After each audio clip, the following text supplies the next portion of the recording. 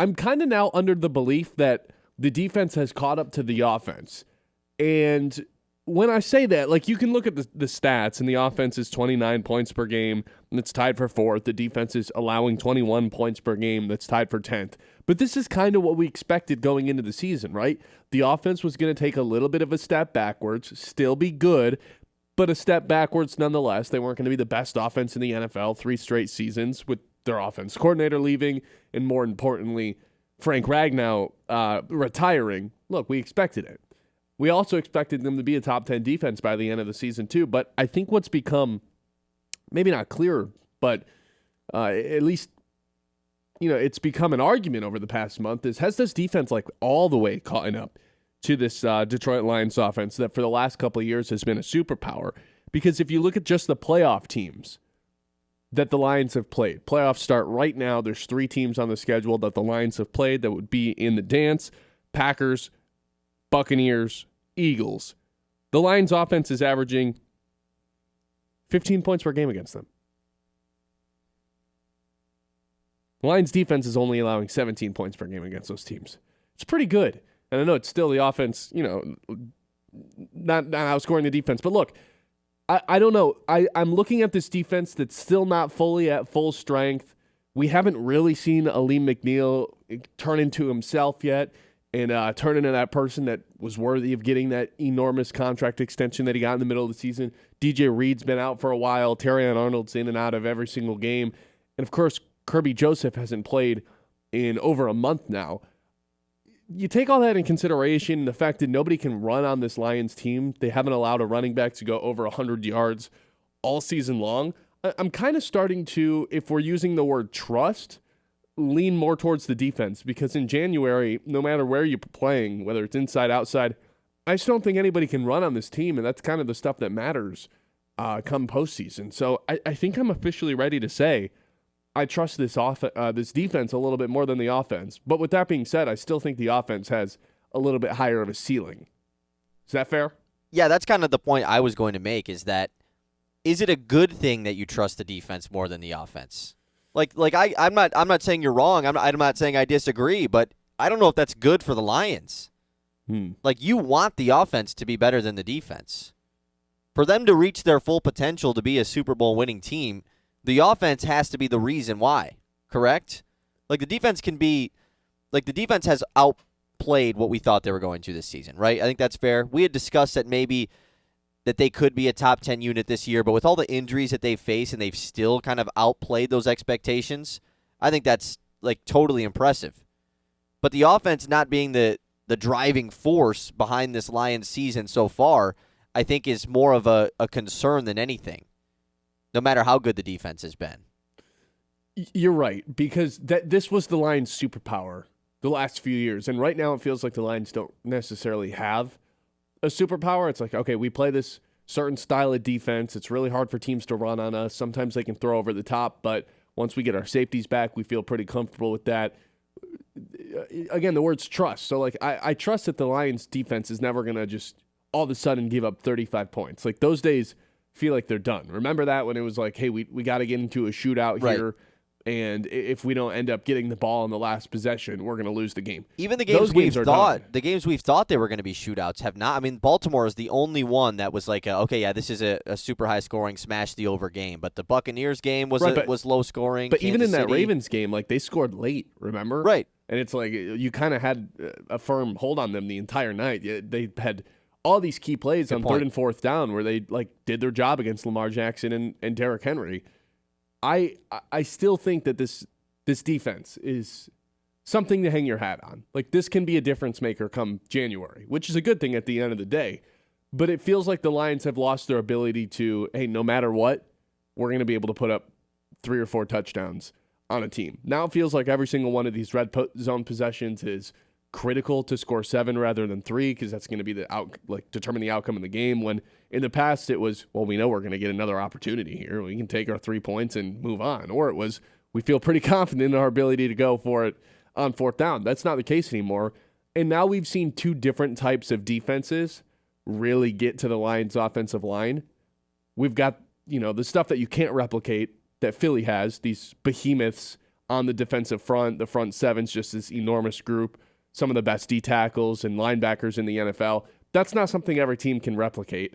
But what teams can replicate is let's just blitz the hell out of this team from the interior and really confuse this in trio in the middle in Glasgow and Ratledge and Yodi or whoever's playing left guard that day. Let's just blitz the hell out of them and do all these stunts and basically make them communicate with each other because we don't think they can pass off these blocks. And that's what Brian Flores did, and obviously not everyone's as gifted as Brian Flores is dialing up the schemes and the blitzes, but there's now been two different types of defenses to get to Jared Goff and really hinder the Lions' ability to, put on a good on-field product for the offense, which it's definitely a reason for concern, especially come the postseason when you're playing some of the best defenses in the NFL for 3 straight weeks. Yeah, I mean, that's what we harped on a ton yesterday was the fact that the offense looks good against the bad defenses. And, right. And you don't want to be the guy that's just like, oh, well, I don't care if the offense is playing good because it's not against a good team. Like, I think that there is value in the offense playing good against bad defenses, right? I mean, that there obviously is. They're going to rush for 200 yards against this Giants team on Sunday. Right, exactly. But it's not going to change the way I feel about Philly. It's not going to change the way I felt in the Kansas City game, even in the Tampa Bay game offensively. Like, these teams that you're going to have to face on a way to a Super Bowl, I'm going to remember how the offense played against those teams in the regular season. And so that's the unfortunate part of this. But like you said, on the flip side, you have the defense that you can now start to rely on a little bit. And the fact that I think trust is the right word because the offense still has the ceiling. And I think if the Lions are going to go to a Super Bowl, win a Super Bowl, just be even in contention to go to one, it's going to be because of the offense. So the offense has to figure it out in this back half of the season. Luckily, they have the defense that they can hang their hats on right now because that's been incredibly consistent to this point. See, that's where I'd almost push back a little bit, and I feel like you're almost discrediting the defense a little bit because I don't. Let's say. I mean, the defense isn't winning them a Super Bowl, right? I think it can win them a game in the playoffs because I look around on this defense, and similar to how I felt about the offense last year, it's like, well, what are you going to do? You're going to sell out to stop Amon-Ra? Well, we've got Gibbs. Or we've got J-Mo. You're going to sell out to stop the run? We've got these weapons. I look around this defense, and when it is fully healthy and you fill in the blank NFC quarterbacks trying to go on a game-winning drive, whether it's Stafford or Baker or Hurts for that matter, it's like there's a lot of playmakers on this defense. Yeah. Hutch has routinely come up with these big plays in the fourth quarter. He's had a quiet few weeks, but we know he's capable of a strip sack at any given moment. Brian Branch can come lay the thunder. He has 2 forced fumbles this season. Kirby Joseph, when he's back there, is just a lurker in the secondary, always ready to pick off a deep ball. Like, there are playmakers on this defense that can flip a game in a matter of seconds. I don't think that's something you can rely on for a month straight in the playoffs when you got to go up against these awesome quarterbacks week in, week out. But I do think the defense can win him a game. And maybe that game ends up being the Super Bowl. But to win 4 straight games, especially if you're going to be on the road, yeah, the offense it simply has to wake up and be a little bit more close to what it was last season compared to what it's been for the last month this season. Yeah, I mean, that's what I agree. I think you can get a game with the defense. And I think that it's nice how we talk about the offense needs to wake up this back half. Like, it's nice that you can rely on the defense because if this would have happened a year ago, I mean, like you couldn't rely on the defense to give you that for sure they're going to be stout for 4 games in a row. I mean, how many games has the defense kind of already won? Would you count the Baltimore game? Tampa Bay for sure. Tampa. I mean, the defense played good enough to win on Sunday night. Right. I mean, yeah. Let's get that out of the way. Yeah. I mean, they didn't win the game, so we can't count it. But absolutely, they played good enough to win. I would say even though they gave up the 30 points in Baltimore, they had a late touchdown in that game. Like, I thought the defense was outstanding against Baltimore. And then you've had some games that weren't really, like, the defense didn't necessarily need to come up with a big stop. That's what I was going to say. Like, the games against the bad teams, like, you can't blame the defense, but it's not like the offense was the reason that they won the game. It's just you're just playing an inferior team. Like, in the good wins that they have this year against Tampa, that was won defensively.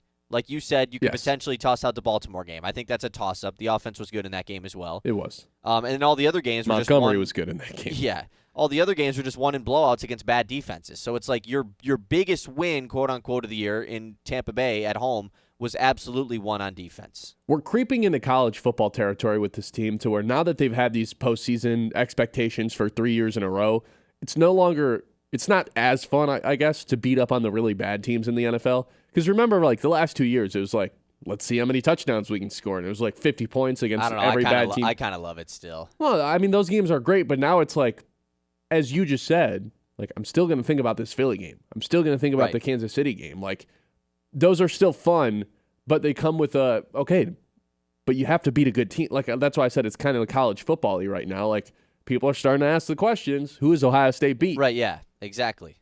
And obviously there's no resumes in the NFL, but at the same time, it's like, if we're going to talk about these teams as Super Bowl contenders and who do we think's going to win, like, resumes matter a little bit. Right. And the Lions haven't put together a great one so far. Similar to James Franklin and Penn State. You know, it's like, oh, they've won 4 or 5 games in a row. That's great. Wait, they lost to Ohio State, though, earlier in the year again? Okay, I don't really care then.